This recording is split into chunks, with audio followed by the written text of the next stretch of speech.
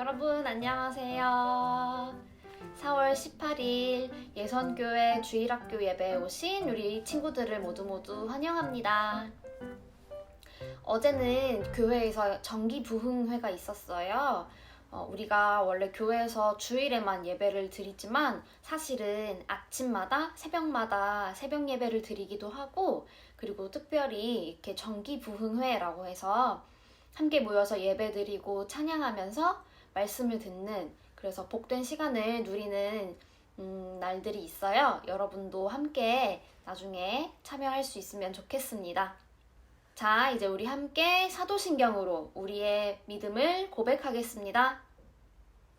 전능하사 천지를 만드신 하나님 아버지를 내가 믿사오며 그 외아들 우리 주 예수 그리스도를 믿사오니 이는 성령으로 잉태하사 동정녀 마리아에게 나시고 본디오 빌라도에게 고난을 받으사 십자가에 못 박혀 죽으시고 장사한 지 사흘 만에 죽은 자 가운데서 다시 살아나시며 하늘에 오르사 전능하신 하나님 우편에 앉아 계시다가 저리로서 산 자와 죽은 자를 심판하러 오시리라.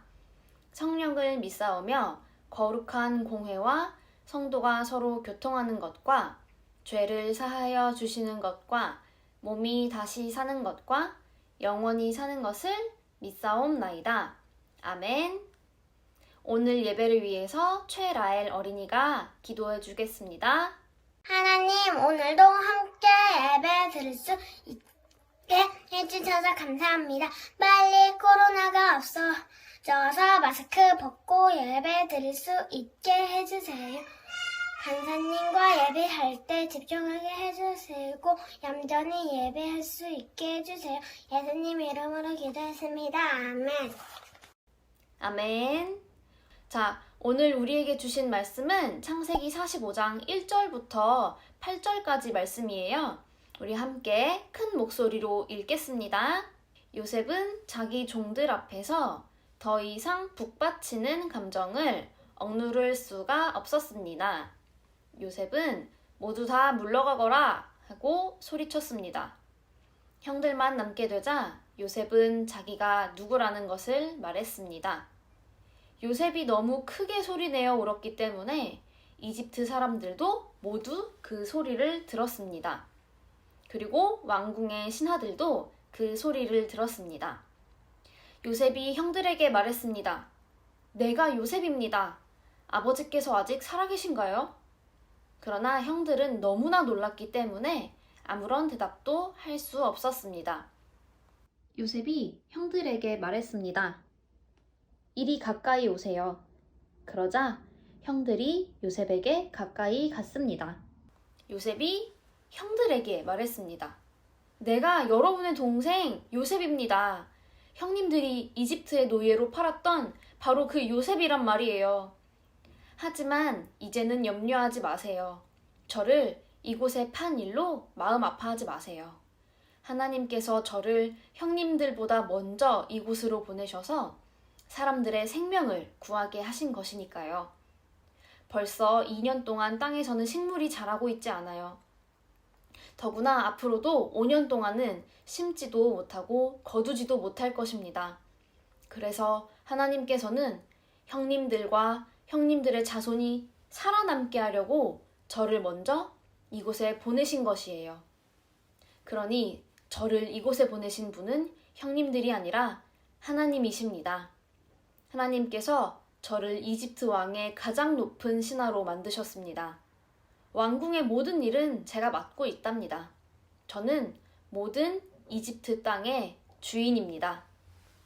자, 여러분, 오늘 저번 시간에 이어서 요셉의 이야기를 계속 해볼 건데요.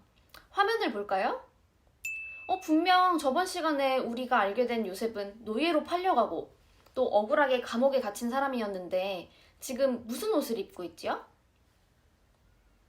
우리가 모르는 사이에 애굽의 총리가 되었네요. 한번 그 사이에 무슨 일들이 있었는지 요셉의 옷을 통해서 한번 같이 알아볼까요? 자, 요셉이 맨 처음 입었던 옷은 무엇이었나요? 바로 채색 옷이었어요. 요셉의 아버지 야곱이 요셉 위에 있는 10명의 형들보다 요셉을 제일 사랑했다 그랬죠. 그래서 제일 귀하고 높은 사람만 입을 수 있는 이 알록달록한 채색 옷을 입혔어요. 그리고 요셉이 2가지의 꿈을 꾸게 되었는데 기억나나요? 형들의 곡식단이 요셉에게 절을 하는 꿈과 그리고 해와 달과 11개의 별이 요셉에게 절하는 꿈이었어요. 요셉은 이 꿈을 꾸고 자신의 화려한 미래를 꿈꾸면서 기대했지만 누가 요셉을 미워했죠? 요셉의 형들이 요셉을 질투하고 미워했어요. 형들이 요셉을 죽이고 싶을 만큼 미워했다는 것 여러분 다 알고 있죠? 그래서 어떤 행동을 하게 되었나요? 요셉이 멀리서 일하는 형들을 만나러 갈 때 형들이 요셉의 그 채색 옷을 찢어버리고 지나가는 이스마엘 상인들에게 요셉을 노예로 팔아버리게 되었어요. 그리고 그 상인들은 이집트 왕궁 대장이었던 보디발에게 요셉을 팔아버렸어요. 요셉은 한순간에 한 번도 가보지 못한 이집트라는 곳의 노예가 되었어요. 분명 하나님께서 꿈으로 요셉이 높고 귀한 사람이 될 것이라고 말씀하셨었는데, 꿈으로 보여주셨었는데 이집트에 와서 사람 취급도 받지 못하는 노예가 되었어요. 요셉이 얼마나 억울했고 또 형들을 얼마나 원망했을까요? 그렇지만 요셉은 요셉의 증조할아버지 아브라함, 그리고 할아버지 이삭, 그리고 아버지 야곱의 하나님께서 그들과 함께 하셨던 것처럼 자신과도 하나님이 함께 하신다는 것을 믿었어요. 그래서 요셉은 노예로 살게 되었지만 열심히 일했고 힘들 땐 하나님을 찾으면서 열심히 맡은 일에 최선을 다했어요. 하나님께서 그런 요셉을 보시고 보디발에게 은혜를 입게 해주셨어요. 그 보디발의 집을 돌보는 중요한 책임을 맡게 하셨죠. 자, 그런데 그 집을 돌보는 총무의 일도 그렇게 오래 하진 못했어요. 왜냐면 보디발의 아내가 요셉에게 같이 죄를 짓자고 몰래 유혹을 했는데 요셉이 그걸 뿌리쳤거든요. 그러니까 그 여자가 화가 나서 거짓말을 하게 돼요. 그리고 요셉이 억울하게 누명을 쓰고 감옥에 갇히게 되었죠. 얼마나 억울했을까요? 자신은 하나님이 요셉과 함께 하신다는 것을 믿고 열심히 성실하게 일했는데 칭찬을 받거나 상을 받아도 모자랄 판에 오히려 감옥에 갇히게 된 거죠. 얼마나 절망했을까요? 분명 꿈을 주셨었는데 요셉은 그 상황 가운데서도 꿈을 주신 하나님을 끝까지 믿기로 결정해요. 요셉이 갇힌 감옥은 왕의 죄수들을 가두는 감옥이었어요. 그곳에서 만난 신하들에게 이집트 나라의 일들을 많이 배우게 되었어요. 감옥에서 나가는 날을 기다리는 건 정말 힘들었을 거예요. 그런데 정말 상상도 못한 방법으로 요셉은 감옥에서 나가게 됩니다. 바로 이집트의 왕 파라오가 꿈을 꾸었는데 그 어떤 신하들도 꿈을 잘 해석한다고 소문난 마술사나 점쟁이들도 그 꿈을 해석하지 못했어요. 요셉이 감옥에서 왕의 수를 맡은 신하의 꿈을 예전에 해석해 준 적이 있었는데 그 신하가 왕에게 요셉을 소개시켜줬어요. 요셉은 하나님이 주신 지혜로 그 꿈을 아주 지혜롭게 해석했어요. 그 꿈의 내용이 뭐였냐면 애굽에 7년의 큰 풍년과 7년의 큰 흉년이 있을 거라는 내용이었어요. 그래서 왕이 요셉을 감옥에서 꺼내주고 나라의 살림을 관리하는 이집트의 총리로 요셉을 세워주었어요. 한순간에 감옥에 갇힌 죄수에서 한 나라를 다스리는 총리가 되었어요. 그리고 정말 나중에 요셉의 해석처럼 7년의 큰 풍년과 7년의 큰 흉년이 찾아오게 되었고 흉년이 되었을 때 어떤 일이 벌어지냐면 요셉을 팔았던 그 형들이 이집트로 찾아오게 되었어요. 먹을 것이 없어서 도움을 요청하러 온 것이었죠. 그래서 오늘 읽은 그 성경 본문이 그 형들을 만난 요셉의 이야기예요. 형들이 과연 요셉을 알아보았을까요? 아님 못 알아보았을까요? 전혀 알아보지 못했고 계속 고개를 들지도 못한 채 굽신굽신 거렸어요. 그리고 그러자 요셉이 형들에게 말했죠. 형들, 접니다. 저 요셉이에요. 그런데도 형들이 믿질 못했어요. 왜냐면 분명 노예로 팔려갔는데 상식적으로 노예로 팔려간 사람이 어떻게 이렇게 높은 사람이 될 수 있겠어요. 그러자 요셉이 형들에게 이렇게 말했어요. 제가 이집트에 온 것은 형들 때문이 아니라 하나님이 나를 보내신 거예요. 라고 대답했어요.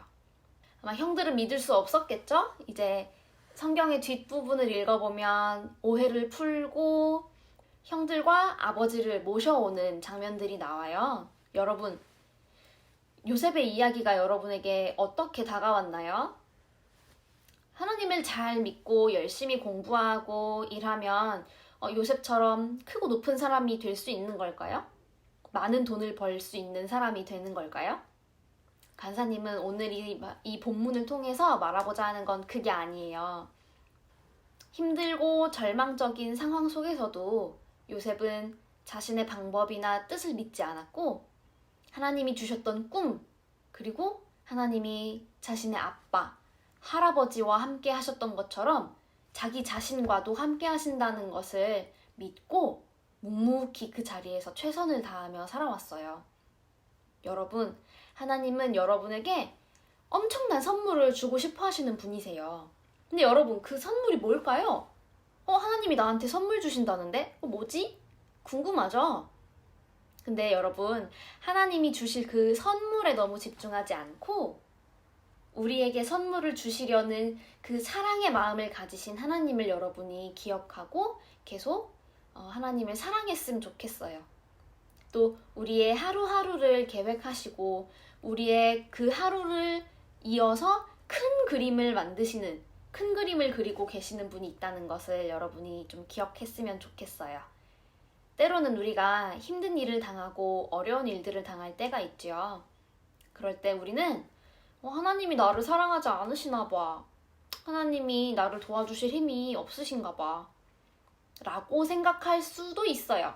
하지만 오늘 우리가 알게 된 요셉의 이야기처럼 우리의 하루하루에, 우리의 일주일에, 우리의 그 한 달, 1년, 그 1년 넘어까지 가장 완벽한 계획을 세우시고 가장 좋은 길로 여러분을 이끌어 주시는 분이 우리 하나님 아버지라는 것을 여러분이 기억하고 또 그런 하나님을 바라보는 우리 믿음의 친구들이 되기를 바랍니다. 아멘. 자, 간사님이 기도할게요. 하나님 아버지, 우리의 삶을, 우리의 하루하루를 하나님께서 정말 좋은 길로 인도하심을 믿습니다. 지금 당장 우리가 힘들고 짜증나고 답답한 시간을 보낸다 할지라도 그런 하루를 넘어서 하나님께서 정말 좋은 미래를 계획하시고 있다는 것을 우리가 믿게 도와주세요. 하나님, 우리에게 그 사랑을 계속해서 말씀해 주시고 또 보여주셔서 감사합니다. 하나님, 오늘 들은 말씀을 우리가 매일매일 떠올리고 또 하나님을 떠올리는 그런 우리 친구들 될 수 있게 도와주세요. 감사합니다. 예수님의 이름으로 기도드렸습니다. 아멘. 자, 광고 시간입니다. 오늘 대표 기도를 맡은 라일이 너무너무 잘했어요. 박수. 자, 우리 다음 주 대표 기도는 바로 채은이입니다. 우리 이채은 어린이가 대표 기도를 맡아서 해줄 거예요. 자, 그리고 성경 봉독은 우리 김은혁 어린이가 함께 맡아서 영상을 찍어서 간사님한테 보내주면 돼요. 자, 여러분, 우리가 함께 예배에 더 깊게 참여하고 또 하나님 말씀을 직접 내 입으로 읽으면서 우리의 신앙을 무럭무럭 키워갈 수 있는 시간이 되었으면 좋겠습니다. 여러분 너무너무 만나고 싶고 또 함께 한 장소에서 예배드릴 날을 간사님이 많이 기다리고 있어요. 여러분 그날이 올 때까지 여러분 건강하고 또 예배도 열심히 드리는 우리 친구들이 되기를 소망합니다. 자, 우리 주기도문으로 오늘의 예배를 마치겠습니다. 하늘에 계신 우리 아버지여, 이름이 거룩히 여김을 받으시오며 나라의 마옵시며 뜻이 하늘에서 이룬 것 같이 땅에서도 이루어지이다. 오늘날 우리에게 일용할 양식을 주옵시고 우리가 우리에게 죄 지은 자를 사하여 준 것 같이 우리 죄를 사하여 주옵시고 우리를 시험에 들게 하지 마옵시고 다만 악에서 구하옵소서. 대개 나라와 권세와 영광이 아버지께 영원히 있사옵나이다. 아멘. 여러분 다음 주에 만나요. 안녕.